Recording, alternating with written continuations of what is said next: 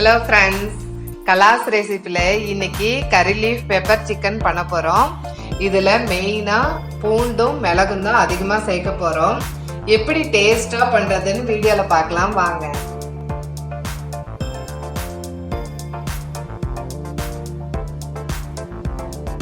புதினா, கருவேப்பிலை, கொத்தமல்லி அதிகமாக இருக்கும்போது காய வச்சு எடுத்து வச்சுக்கிட்டிங்கன்னா இந்த மாதிரி டிஷ்ஷுக்கு நம்ம யூஸ் பண்ணிக்கலாம். இந்த ஐட்டத்துக்கு 1 பங்கு புதினா, 3 பங்கு கருவேப்பிலை, 2 பங்கு கொத்தமல்லி எடுத்து பவுடர் பண்ணிக்கலாம். இந்த ரேஷியோவில் போட்டால் தாங்க நல்லாயிருக்கும். புதினா கொஞ்சம் கம்மியாக போட்டுக்கோங்க. இந்த ஐட்டத்துக்கு மசாலா கம்மியாக தான் சேர்ப்போம், அதனால் இஞ்சி கம்மியாக இருக்க மாதிரி பார்த்துக்கோங்க. ஒரு சின்ன துண்டு இஞ்சி, 30 பல்லு பூண்டு, இஞ்சியும் பூண்டும் மிக்சியில் சேர்த்துட்டு 1/4 டீஸ்பூன் சோம்பு, கொஞ்சமாக தண்ணி ஆட் பண்ணி நல்லா நைஸாக அரைச்சிக்கோங்க. கடாயில் கொஞ்சம் ஆயில் சேர்த்துட்டு மீடியம் சைஸ் 2 வெங்காயம் ஸ்லைஸாக கட் பண்ணி வச்சுருக்கோம், அதை சேர்த்துக்கோங்க. இதை நல்லா பொன்னிறமாக வறுத்து எடுத்துக்கலாம். வெங்காயம் ரெடி ஆகிடுச்சு. இதை மிக்சியில் போட்டு ஒரு அடி அடித்து எடுத்துக்கோங்க. கடாயில் கொஞ்சம் எக்ஸ்ட்ராவாக ஆயில் சேர்த்துக்கோங்க. பிரியாணி இலை பொடி பண்ணி எடுத்து வச்சுருக்க புதினா, கொத்தமல்லி, கருவேப்பிலை பொடியை இதில் ஆட் பண்ணிக்கோங்க. இது ராஸ்மல் போகிற வரைக்கும் நல்லா வதக்கிக்கலாம். அரைச்சி வச்சுருக்க இஞ்சி பூண்டு பேஸ்ட்டை இது கூட சேர்த்து இதையும் நல்லா வதக்கிக்கலாம்.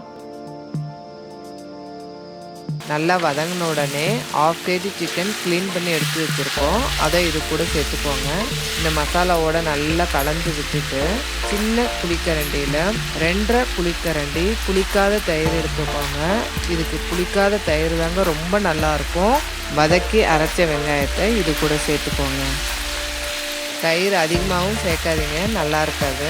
கடையில் தயிர் வாங்கும்போது சில தயிர் வளவலான் இருக்கு, அந்த தயிர் இதில் ஆட் பண்ணாதீங்க, நல்லா இருக்காது. இதுக்கு தேவையான உப்பு சேர்த்து கொஞ்சம் கலந்து விட்டு மூடி வச்சிருங்க. பாருங்க எவ்வளோ நல்லா கலர் சேஞ்ச் ஆயிருக்கு, பார்க்கறதுக்கு எவ்வளோ சூப்பராக இருக்குது. 1/4 டீஸ்பூன் மஞ்சள், 1/2 டீஸ்பூன் மிளகாத்தூள், 1.5 டீஸ்பூன் மிளகுத்தூள் சேர்த்துட்டு இதையும் நல்லா கலந்து விட்டுக்கோங்க. 1/4 கிளாஸ் தண்ணி சேர்த்து கொஞ்ச நேரம் வேகட்டும்.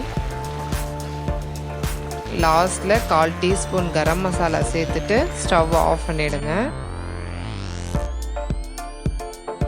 அவ்வளோதாங்க. இது சப்பாத்தி, தோசை, ரைஸுக்கு எல்லாத்துக்குமே ரொம்ப நல்லா இருக்கும். இதை நீங்கள் ட்ரை பண்ணி பார்த்துட்டு உங்களுடைய கமெண்ட்ஸை எனக்கு ஷேர் பண்ணுங்கள். இந்த வீடியோ உங்களுக்கு பிடிச்சிருந்ததுன்னா கலாஸ் ரெசிபிக்கு சப்ஸ்கிரைப் பண்ணுங்கள், பெல் ஐக்கானை கிளிக் பண்ண மறந்துடாதீங்க.